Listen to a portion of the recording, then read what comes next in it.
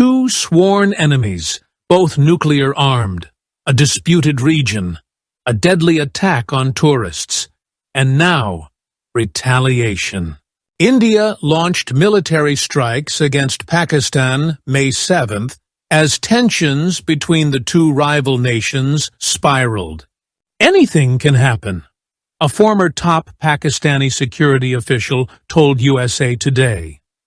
India said it launched missiles targeting terrorist infrastructure in Pakistan, and Pakistan administered Kashmir, the divided Himalayan territory that India also controls a section of. Pakistan's military said it shot down 5 Indian aircraft during the attack, a claim unconfirmed by India. Pakistan said India's attack killed at least 26 civilians and wounded 46 more.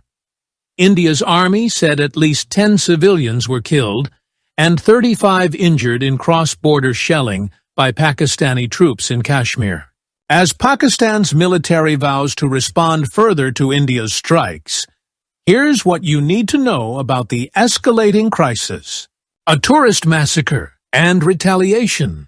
India blames Pakistan for an April 22nd attack in Pahalgam, a picturesque Himalayan meadow that killed 26 tourists, most of them Hindu men.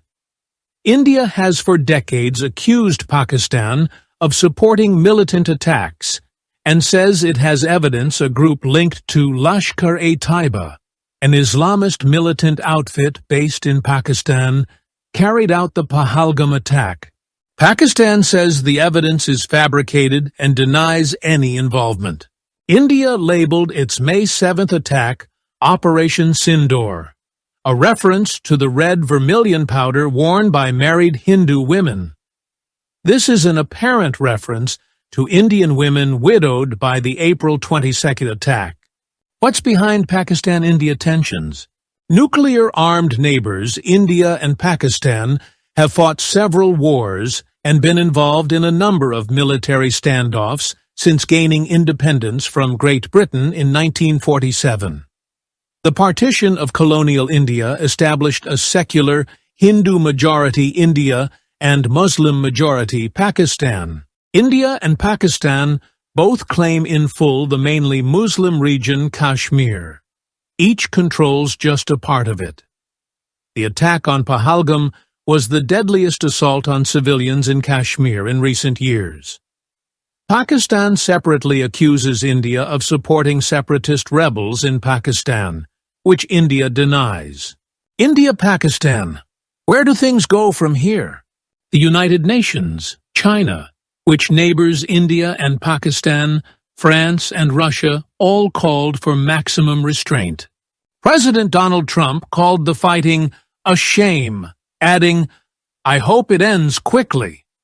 U.S. Secretary of State Marco Rubio spoke to the national security advisors of both nations, urging them to avoid escalation.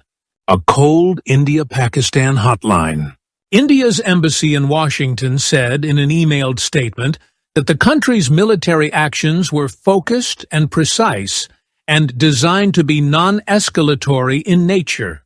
Still, Moeed Yusuf, a former national security advisor of Pakistan, said in a phone interview that India and Pakistan do not have any robust bilateral escalation control mechanisms. He said that the international community, especially the United States, has taken a somewhat detached position on the crisis.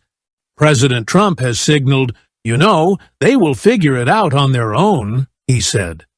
Yusuf noted that the South Asia region has been labeled the most likely nuclear flashpoint for a reason. One factor is geography. Unlike the nuclear warfare threat that existed between the U.S. and the Soviet Union during the Cold War, Pakistan and India are not separated by any meaningful distance. There is no time to reason, he said.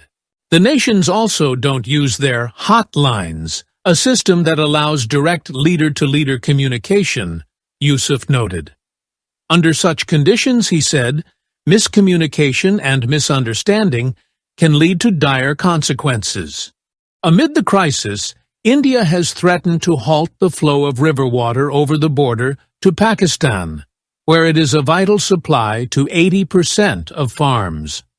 The 1960 Indus Waters Treaty governs this river-sharing arrangement. Prime Minister Narendra Modi suspended the treaty after the attack on Pahalgam. Pakistan's leaders have warned that any attempt to stop the flow of water entirely would be considered an act of war.